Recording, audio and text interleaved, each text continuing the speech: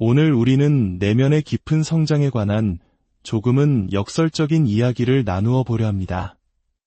영적인 성숙, 즉 각성의 과정이 왜 우리를 세상과 더 깊이 연결된 존재가 아닌 더 외로운 존재로 느끼게 만드는 걸까요?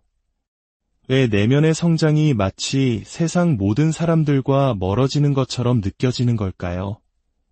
보통 각성이라고 하면 마치 오랜 축제를 시작하는 것처럼 마침내 짙은 안개 속을 헤쳐나와 모든 것이 명확해지는 기쁨의 순간일 거라 생각하기 쉽습니다. 하지만 현실에서는 조금 이상한 일이 벌어집니다. 이전에 보던 세상이 더는 같아 보이지 않고 사람들의 목소리도 예전처럼 들리지 않습니다.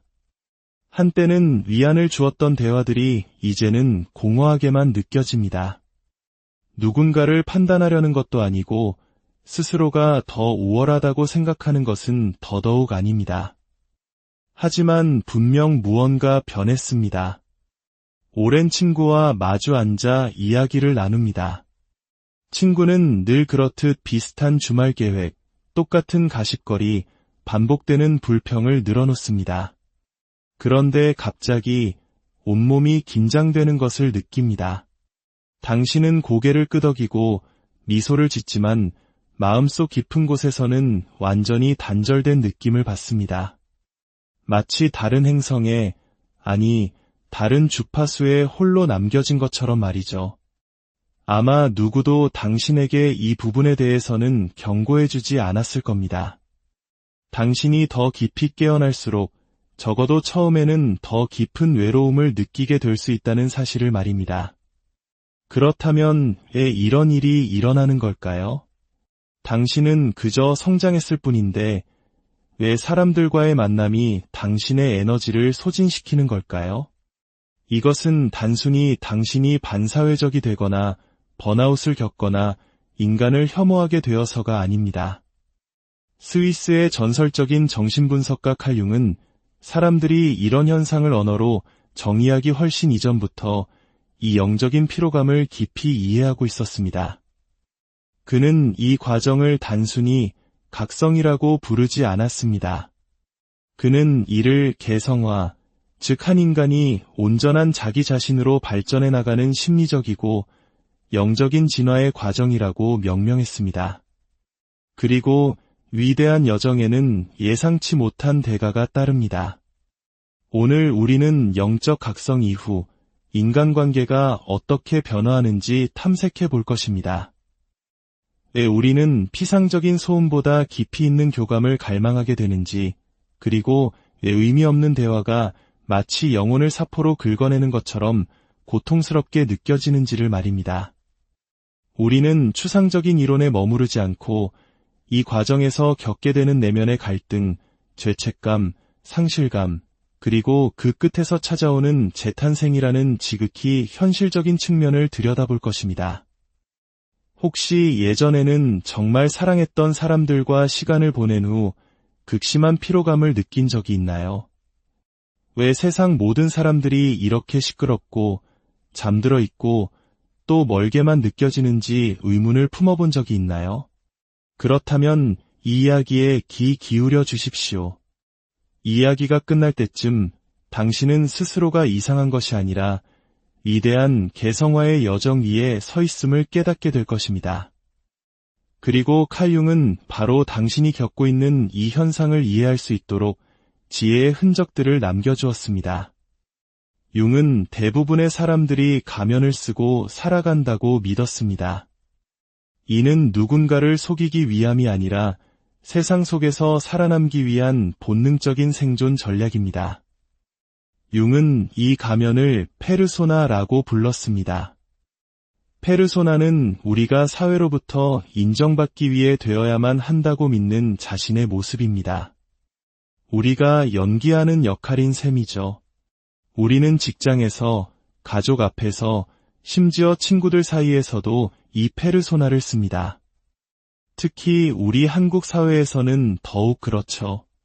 눈치껏 행동하며 관계의 조화를 유지하고 사회가 요구하는 역할을 충실히 수행해야 한다는 암묵적인 압박 속에서 우리는 살아갑니다. 한동안 이 페르소나는 우리에게 안정감과 사랑, 그리고 이해받고 있다는 느낌을 줍니다. 하지만 각성은 바로 이 단단했던 페르소나의 균열이 가기 시작할 때 일어납니다. 내면의 무언가가 이게 전부는 아니야 라고 속삭이기 시작하는 것이죠. 당신은 불편한 질문들을 스스로에게 던지기 시작하고 이전에는 자동적으로 받아들였던 것들에 아니오라고 말하기 시작합니다.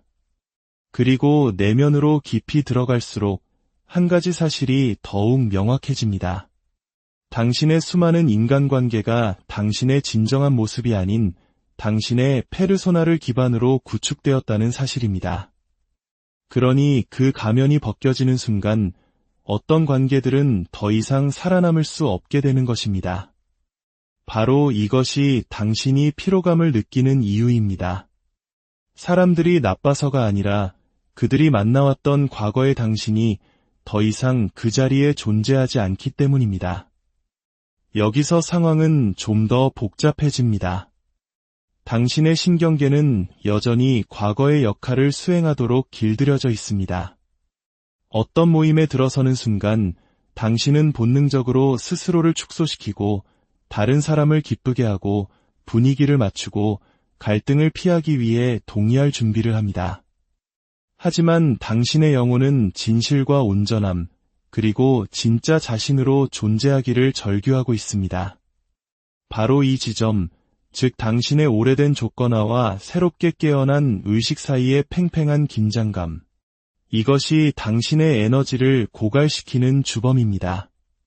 당신을 사회적으로 소진시키는 것은 다른 사람들이 아니라 더 이상 거짓된 연기를 하려 하지 않는 당신 자신의 일부인 것입니다. 진실은 각성이란 타인으로부터 도망치는 것이 아니라는 점입니다. 오히려 당신의 온전함을 스스로 통합하여 마침내 당신의 에너지를 잃지 않는 방식으로 관계를 맺을 수 있게 되는 과정입니다. 그리고 바로 이 지점에서 칼융의 그림자 개념이 등장합니다. 그림자라는 용어는 어둡고 심지어 무섭게 들릴 수도 있습니다.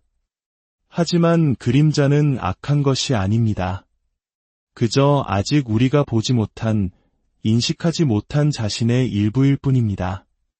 우리가 숨기고, 부정하고, 외면하도록 배워온 우리 자신의 모든 부분들입니다. 여기에는 우리의 질투, 분노, 두려움이 포함됩니다. 하지만 놀랍게도 그 안에는 우리가 미처 발현하지 못한 잠재력, 찬란한 재능, 직관적인 힘과 같은 긍정적인 측면도 함께 존재합니다. 그림자는 단순히 우리의 어두운 면이 아니라 빛을 기다리는 우리의 온전함 그 자체입니다. 당신이 각성하기 시작하면 당신은 비단 자신 안의 그림자뿐만 아니라 타인 안의 그림자까지 보기 시작합니다. 그리고 그 경험은 때로 감당하기 벅찰 수 있습니다. 과거에는 아무 문제 없어 보였던 대화들이 이제는 무의식적인 에너지로 가득 차 있는 것처럼 느껴집니다. 당신은 사람들이 말하지 않는 것들을 느끼고 그들의 말 너머에 있는 고통, 투사, 그리고 가면을 감지합니다. 그리고 깨닫게 됩니다. 대부분의 상호작용은 사실 두 사람 사이에서 일어나는 것이 아니라는 것을요. 그것은 평화를 유지하고 불편함을 피하고 사랑받기 위해 조심스럽게 연출된 두 개의 페르소나 사이의 공연일 뿐입니다.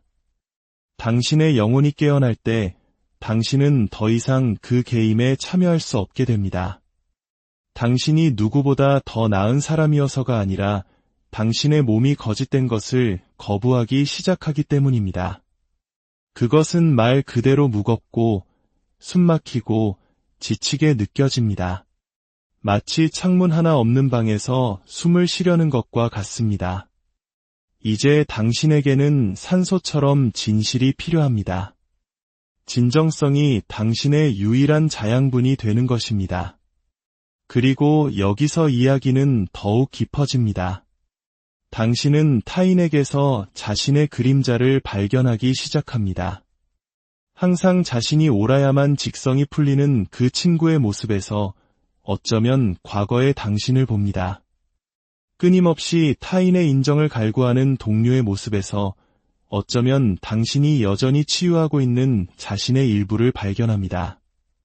당신을 가장 불편하게 만드는 사람들은 종종 아직 당신이 완전히 통합하지 못한 바로 그 자신의 모습을 비추는 거울입니다. 융은 이렇게 말했습니다. 타인에 대해 우리를 짜증나게 하는 모든 것은 우리 자신을 이해하도록 이끌어 줄 수 있다. 이 과정은 불편합니다. 왜냐하면 각성은 여러 겹의 진실을 당신에게 보여주기 때문입니다. 처음에는 다른 사람들이 문제인 것처럼 보입니다. 그러다 당신 역시 과거에 그들과 같았다는 것을 깨닫습니다. 그리고 마침내 당신이 여전히 그들과 같은 부분을 가지고 있지만 이제는 그 모습을 알아차리고 의식적으로 변화를 선택하고 있다는 것을 이해하게 됩니다. 바로 알아차림이 모든 차이를 만듭니다. 하지만 각성의 과정에서 가장 경계해야 할 위험은 영적 에고입니다. 자기 자신만이 깨달은 사람이고 다른 모든 사람들은 잠들어 있다고 생각하는 것입니다. 그것은 성장이 아니라 또 다른 형태의 가면일 뿐입니다. 진정한 각성이란 자기 자신에 대한 연민, 타인에 대한 연민, 그리고 생존을 위해 과거의 낡은 패턴에 의지해야만 했던 어린 시절의 자신에 대한 연민을 의미합니다. 그 연민 속에서 비로소 치유가 시작되고 피로감은 줄어듭니다. 당신의 에너지는 더 이상 자신을 방어하는 데 쓰이지 않고 있는 그대로의 당신을 존중하는 데 쓰이기 시작합니다. 그리고 놀랍게도 당신이 자신의 그림자를 더 많이 통합할수록 타인과 거리를 둘 필요성이 줄어듭니다. 더 이상 타인에게서 자신의 모습을 발견하고 싸울 필요가 없어지기 때문입니다. 많은 사람들이 각성에 대해 이야기할 때 간과하는 것이 있습니다. 각성은 단지 심리적이거나 영적인 변화가 아니라 생리적인 변화이기도 하다는 점입니다. 당신의 몸, 특히 신경계는 일종의 업그레이드를 겪고 있습니다. 그리고 그 과정에는 대가가 따릅니다. 오랜 시간 동안 당신의 신경계는 혼돈, 소음, 압박, 그리고 거짓에 적응해왔습니다. 당신은 결코 사라지지 않는 배경소음처럼 감정적인 잡음에 익숙해졌습니다. 그리고 그 소음은 당신을 항상 경계하고 주변을 살피고 평화를 유지하고 분위기를 읽도록 조건화했습니다. 특히 당신이 공감 능력이 뛰어나거나 매우 예민한 사람이라면 이것은 당신의 생존 방식이었을 겁니다. 당신은 사람들의 말을 듣는데 그치지 않고 그들을 흡수했습니다. 기분을 알아차리는 것을 넘어 그 기분을 직접 느꼈습니다. 당신은 다른 사람들의 감정이라는 일기예보에 흠뻑 젖는 스펀지가 되었습니다. 그리고 이런 종류의 예민함은 시간이 지남에 따라 엄청난 대가를 치르게 합니다. 이제 여기에 각성이라는 변수가 더해집니다. 각성은 당신의 지각 능력을 증폭시킵니다. 당신은 이제 표면적인 에너지만을 감지하는 것이 아니라 부조화, 불일치, 심지어 의도치 않은 조종까지도 감지하기 시작합니다. 당신은 말로 표현되지 않는 것들, 미세한 표정 변화, 에너지의 불일치를 포착하고 당신의 신경계는 과부하 상태에 들어갑니다.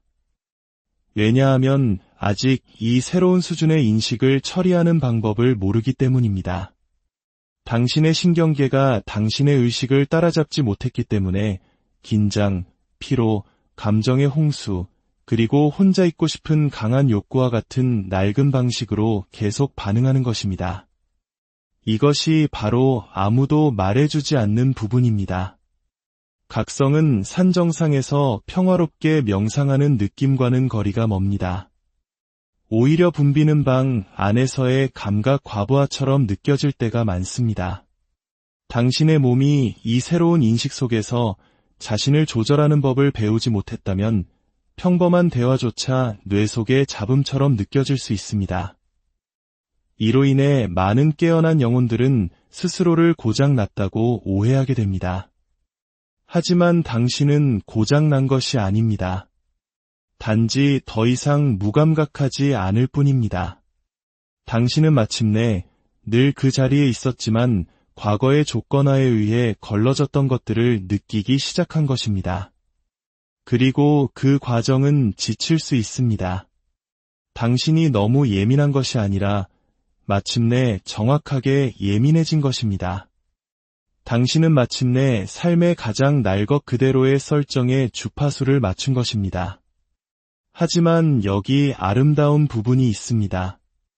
당신의 신경계가 더 높은 인식 수준과 함께 스스로를 조절하는 법을 배우게 되면 그 벅찬 느낌은 서서히 사라집니다.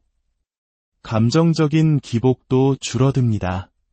당신은 타인의 감정을 흡수하지 않고 분별하기 시작하고 그들을 위해서가 아니라 그들과 함께 느끼기 시작합니다. 개인적으로 받아들이지 않고 관찰하기 시작합니다.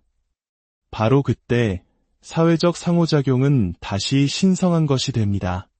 당신은 더 이상 스스로를 축소시킬 필요도 갑옷을 입을 필요도 없습니다. 그저 당신 자신의 에너지에 단단히 닻을 내리고 다른 사람들이 그들 자신의 자리에 있도록 허용하면 됩니다. 그렇다면 이 피로와 재조정의 시간을 거치고 나면 어떤 일이 일어날까요? 당신은 어떤 새로운 유형의 관계를 끌어당기기 시작할까요? 그리고 어떻게 죄책감이나 의무감 혹은 낡은 습관이 아닌 진정한 자신으로서 타인과 관계를 맺게 될까요? 당신이 더 이상 연기하는 것을 멈추는 순간 아름답고 해방적인 변화가 일어납니다. 당신은 더 이상 생존을 위해 관계를 선택하지 않습니다. 영혼의 공명을 통해 관계를 선택합니다. 갈등을 피하기 위해 사람들을 기쁘게 하는 대신 그것이 불편할지라도 당신의 진실을 존중합니다. 사랑받기 위해 머무는 것이 아니라 당신의 존재가 있는 그대로 보여지는 곳에 머뭅니다. 타인에게서 안전을 구하는 대신 당신 자신이 한때 그토록 필요로 했던 안전한 공간이 되어주기 시작합니다. 칼 융은 심리적 온전함의 목표는 완벽이 아니라 통합이라고 믿었습니다. 이는 당신의 의식적인 자아, 무의식적인 패턴, 그림자, 빛, 상처, 그리고 지혜, 이 모든 것을 하나로 모으는 것을 의미합니다. 흠없는 존재가 되기 위함이 아니라 진정한 자기 자신이 되기 위함입니다. 그리고 그 진정성으로부터 당신의 관계는 변화합니다. 당신은 당신의 에너지 언어를 구사하는 사람들을 끌어당기기 시작합니다. 당신에게 스스로를 축소하라고 요구하지 않기에 당신을 지치게 하지 않는 사람들, 자신의 고통을 당신에게 투사하는 대신 당신의 고통을 위한 공간을 기꺼이 내어주는 사람들. 이것이 바로 영혼의 결이 맞는 관계입니다. 그리고 종종 이러한 관계는 한동안의 고독한 계절이 지난 후에 나타나기 시작합니다. 그 고독은 외로움이 아니었습니다. 그것은 당신의 에너지장을 깨끗이 정리하고 새로운 것을 위한 공간을 만들고 당신의 경계를 재조정하는 시간이었습니다. 각성의 한가운데 있을 때 예전처럼 사람들과 관계를 맺지 못한다는 이유로 무언가 잘못되었다고 느끼기 쉽습니다. 하지만 진실은 이것입니다. 당신은 더 이상 예전과 같은 방식으로 관계를 맺도록 의도되지 않았습니다. 당신은 이제 더 깊은 곳에서, 즉 온전한 현존, 명료함, 그리고 자기 자신과의 일치 속에서 관계를 맺도록 되어 있습니다. 당신은 평화를 유지하기 위해 다른 사람들의 에너지에 당신을 맞추는 것을 멈춥니다. 대신 당신 내면의 평화가 관계의 역학을 이끌도록 합니다. 당신의 가치를 증명하려 애쓰는 것을 멈추고 당신의 존재 자체로 그것을 구현합니다. 죄책감에서 비롯된 만남을 멈추고 온전한 선택으로 연결됩니다. 이것은 당신을 차갑거나 무관심한 사람으로 만드는 것이 아닙니다. 오히려 당신을 단단하게 뿌리내리게 합니다. 당신의 사랑을 더 강력하게 만듭니다. 더 이상 두려움이라는 필터를 통해 걸러지지 않기 때문입니다. 물론 어떤 사람들은 당신의 곁을 떠나갈 것입니다. 당신이 그들을 버려서가 아니라 그들은 단지 당신이 이미 성장하여 벗어난 과거의 당신 모습과만 주파수가 맞았기 때문입니다. 그 관계들을 애도하는 것 또한 각성의 일부입니다. 하지만 그것은 후퇴가 아니라 진정한 집으로 돌아가는 발걸음입니다. 모든 끝은 새로운 시작을 위한 초대장입니다. 그리고 이 과정을 거친 후 당신의 삶에 머물거나 새롭게 나타나는 모든 사람들은 페르소나 아래 연기 너머에 있는 진짜 당신과 만나게 됩니다. 칼 융은 일생의 특권은 진정한 자기 자신이 되는 것이다 라고 말했습니다. 당신이 느꼈던 이 피로감, 단절감, 고립감, 이 모든 에너지적 민감함은 바로 그 특권의 일부입니다. 왜냐하면 각성의 진정한 보상은 사람들을 피하는 것이 아니라 그 누구도 다시는 당신을 그곳에서 끌어낼 수 없도록 당신의 내면 공간을 깊이 되찾는 것이기 때문입니다. 그러니 만약 당신이 사람들에게 지치고 소음에 지치고 더 이상 연기하는 것에 지친 그 낯선 공간에 머물고 있다면 그 느낌을 신뢰하십시오. 그것은 당신이 깨어나고 있다는 신호입니다. 그리고 당신이 그 터널의 반대편으로 나왔을 때 당신은 단지 다르게 관계를 맺는 것이 아니라 완전히 다른 방식으로